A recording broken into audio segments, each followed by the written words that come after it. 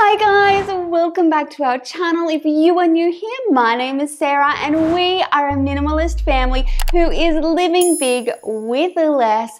And today I have a secret for you. If you are struggling to start your minimalist journey or you have found that you have plateaued along the way, I have a secret that I think is highly underrated. And the best part is you don't have to buy anything or throw anything away. So if that's you, stick around.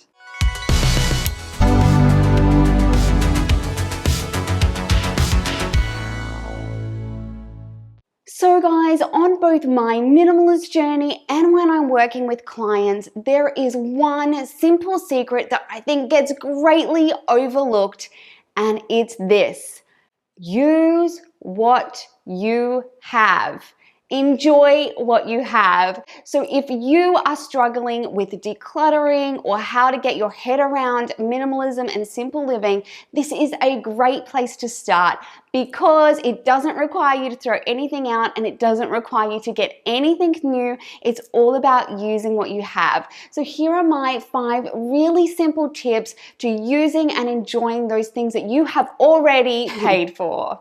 Number 1 is use it up. So if you have already bought something, particularly with consumables, so I'm talking food, beauty products, craft supplies, those things that we use up over the course of owning them, this is a great place to start. So rather than going out and purchasing something new, commit to using those items up in full before you buy another one. Commit to completing those craft projects that you have sitting there with all the supplies, and make sure that you're using up those supplies before you go and buy new ones. This happens across all sorts of spheres, whether it's hobbies or crafting or what you do for a living. If you can use up what you already have, that's going to slow down the stream of new things coming in, and it's far easier to part with items once they're used up, right? So if you can make sure that you don't buy any new cosmetics till you've used up the ones that you have, that is a great way to reduce those amount of items.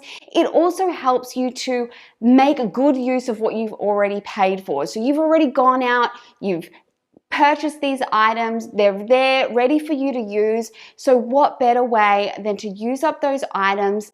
It also helps to streamline your routines. So if you have a get up routine, making sure that you're using up those products, working out what things are really working for you.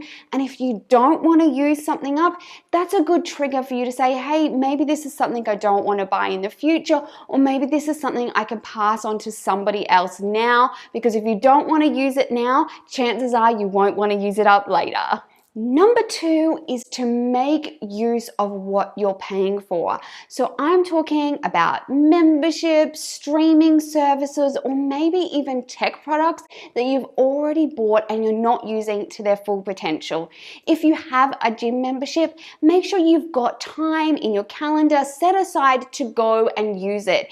If you have an Audible subscription, making sure that you're downloading a book at the very least every single month so that you're getting the most out of that subscription. There are so many wonderful subscription services, whether it's something like video streaming like Netflix or Disney Plus, or whether it's something where you can learn or read like Skillshare or Audible. But if you are paying for it, make sure that you're using it. Some of these things that recur monthly are actually designed for us to forget about it. So we just have that money coming out of our account, we don't even notice it, but we need to be using those things to their full potential in order to get what we've paid for. So a great way to do that is to go through either your bank statement, or if you already know, just write down a list of those services that you have, whether they're a membership, a subscription box, or a streaming service, and just make sure that you are still actually using those items first. If you are, wonderful. If you're not, maybe you can get rid of it altogether. Otherwise, maybe you could just make a commitment to use it this month.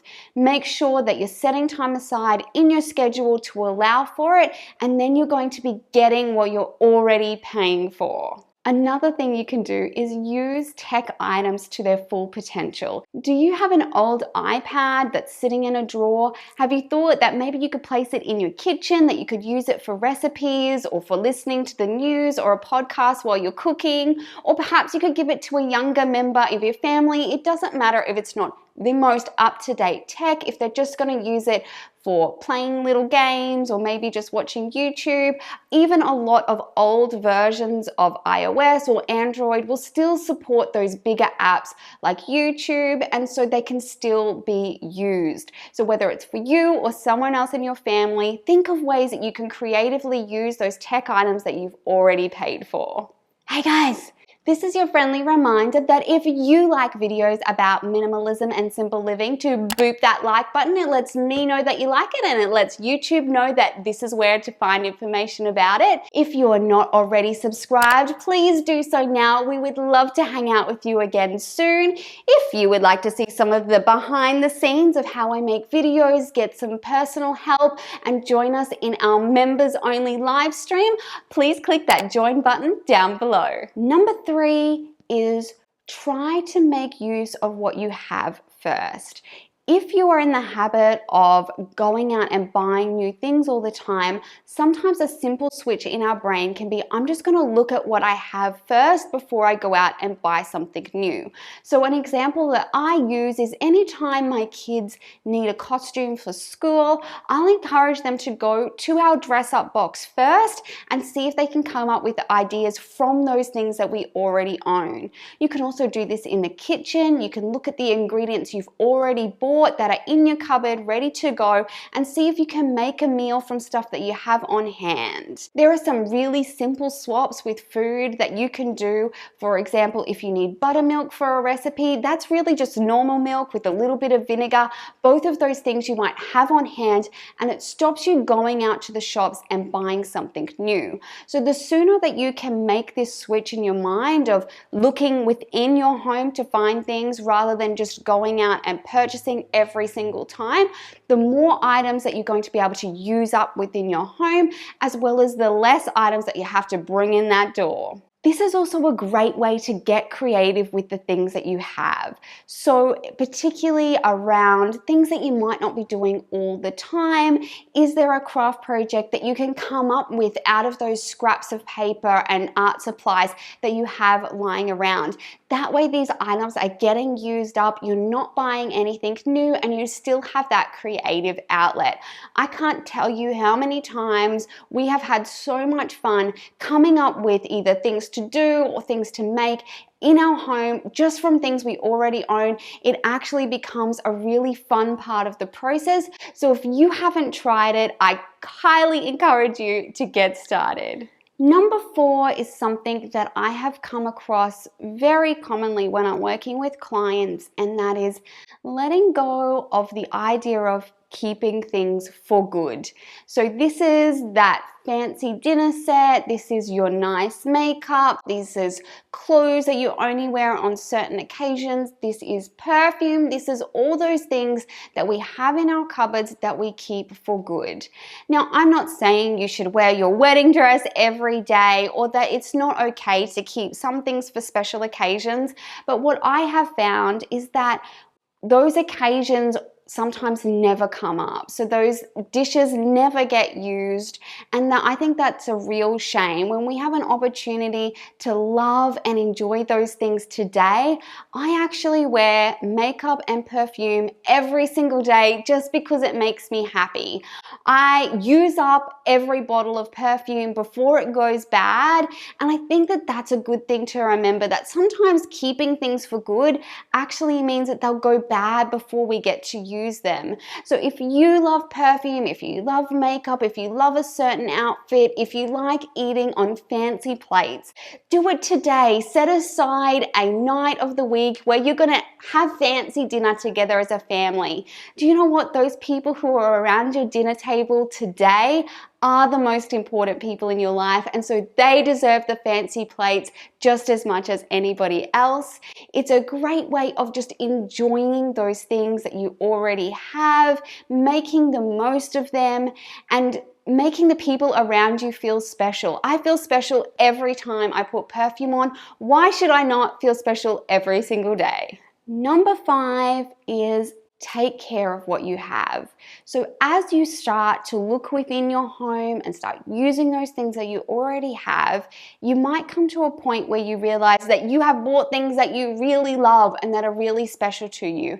And so taking really good care of those items is a great way to prolong their life so that you can use them for a lot longer, and it also makes them more enjoyable to use on the day-to-day. If you have been around this channel for any length of time, you probably already know I love laundry, and I'm very particular about clothes being clean and my kids looking clean and tidy.